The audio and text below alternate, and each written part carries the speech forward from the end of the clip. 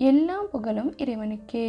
Hello friends, welcome to Kilakarai kitchen. இன்றைக்கி நம்ம சேனலில் பார்க்க போகிறது, நோன்பு வைக்கக்கூடிய குழந்தைங்களுக்கு அவங்களுக்கு பிடித்த மாதிரி ஹெல்த்தியாகவும் டேஸ்டியாகவும் செஞ்சு கொடுத்தீங்கன்னா ரொம்பவே விரும்பி சாப்பிடுவாங்க. அதுக்கு முன்னாடி இப்போ தான் நம்ம சேனலில் ஃபஸ்ட் டைம் பார்க்குறீங்கன்னா மறக்காமல் சப்ஸ்கிரைப் பண்ணிவிட்டு கூடவே பக்கத்தில் இருக்க பெல் ஐக்கானையும் கிளிக் பண்ணிக்கோங்க. அப்போ தான் நான் போடுற வீடியோவோட நோட்டிஃபிகேஷன் ஒன்று வரும். இப்போ வாங்க வீடியோக்குள்ளே போகலாம்.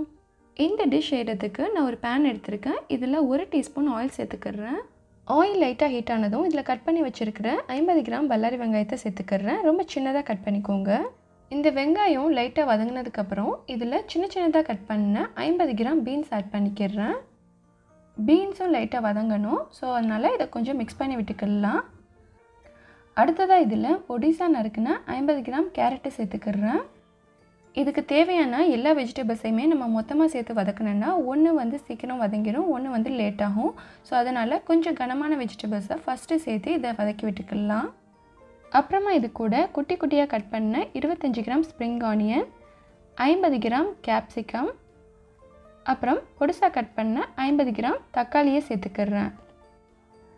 இப்போது இதுக்கு தேவையான வெஜிடபிள்ஸ் எல்லாத்தையுமே ஆட் பண்ணியாச்சு. அடுத்ததான் தேவையான அளவு சால்ட் சேர்த்துட்டு இதை நல்லா மிக்ஸ் பண்ணி விட்டுக்கோங்க. இந்த காய்கறிகளை ரொம்ப வதக்கிடக்கூடாது. அதோட க்ரன்ச்சினஸ் தெரியாத அளவுக்கு லைட்டாக வதக்கினா போதும். அப்போ தான் குழந்தைங்க விரும்பி சாப்பிடுவாங்க. இந்த வதக்கின காய்கறிகள் அப்படியே இருக்கட்டும். அடுத்ததாக ஒரு பவுல் எடுத்திருக்கேன். இதில் 3 முட்டையை உடைச்சி ஆட் பண்ணிக்கிறேன். இந்த ரெசிபியோட மெயின் இன்க்ரீடியன்ட்ஸ் வந்து ப்ரெட்டு தான். ஸோ நான் எடுக்க போகிற 6 ப்ரெட்டுக்கு 3 முட்டை சேர்த்துக்கிறேன். அப்புறமா காரத்துக்காக இதில் 1/2 டீஸ்பூன் மிளகுத்தூளும் கொஞ்சமாக கோரியாண்டர் லீவ்ஸும் சேர்த்து இதை நல்லா கலக்கி விட்டுக்கலாம்.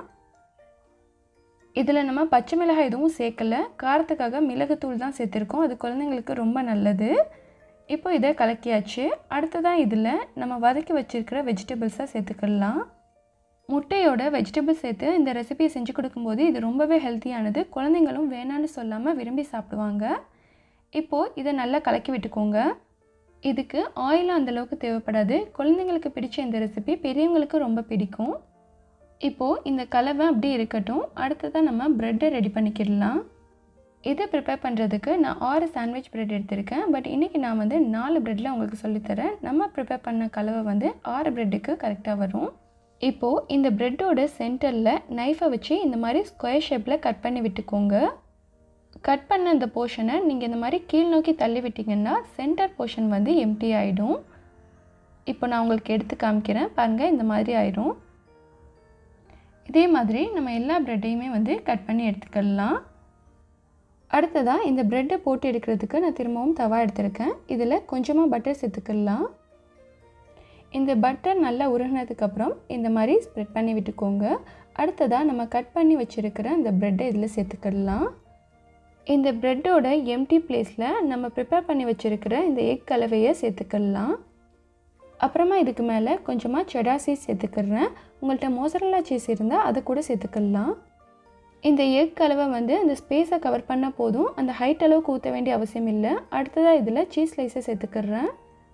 நெக்ஸ்ட்டு இதுக்கு மேலே திரும்பவும் அந்த கலவையை லைட்டாக ஸ்ப்ரெட் பண்ணி விட்டுக்கலாம்.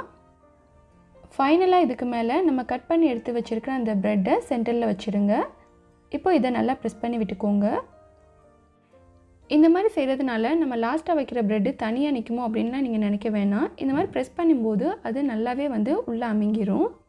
ப்ரெட்டோட ஓரங்களில் இந்த மாதிரி கேப் விட்டு கட் பண்ணால் தான் அது உடையாமல் கரெக்டாக வரும். இப்போ இதை அடுத்த சைடு திருப்பி போட்டுக்கலாம். இப்போ உங்களுக்கு பார்க்கும்போதே தெரியும், நம்ம ஃபர்ஸ்ட் லேயரில் ஊற்றினா அந்த எக் வெஜ் கலவை வந்து ஃப்ரையாக இருக்குது. இதை லைட்டாக ப்ரெஸ் பண்ணி விட்டுக்கோங்க. இதை நம்ம மூடி போட்டு குக் பண்ணோன்னா ஃபியூ மினிட்ஸ்லேயே சீக்கிரம் குக் ஆகிடும். இப்போ பாருங்கள், நான் எடுத்து காமிக்கிறேன். இது 2 சைடுமே நல்லாவே குக் ஆயிடுச்சு. ஸோ 2 சைடும் இன்னொரு தடவை திருப்பி போட்டுக்கோங்க. இந்த மாதிரி 2 சைடுமே ப்ரெஸ் பண்ணி விடும்போது இது நல்லாவே ஃப்ளாட் ஆகிடும். எந்த வித டிஃப்ரென்ஸும் தெரியாது. இப்போ இதை நம்ம தவாவிலேருந்து எடுத்துடலாம். இப்போது எம்மியான ஹெல்த்தியான குழந்தைங்களுக்கு பிடிச்ச மாதிரி இஃப்தார் அண்ட் பிரேக்ஃபாஸ்ட் ரெசிபி சூப்பராக ரெடி ஆகிடுச்சு. ஸோ எப்போவுமே வந்து குழந்தைங்களுக்கு ஒரே மாதிரி செஞ்சு கொடுக்காம இந்த மாதிரி டிஃப்ரெண்ட்டாக செஞ்சு கொடுக்கும்போது ரொம்பவே ஹாப்பியாக சாப்பிடுவாங்க. இப்போ இதை நான் சென்டரில் கட் பண்ணி காமிக்கிறேன். நீங்கள் இந்த மாதிரி செஞ்சு கொடுக்கும்போது அவங்க வெஜிடபிள்ஸை எடுத்து கூட போட மாட்டாங்க, அப்படியே சாப்பிட்ருவாங்க.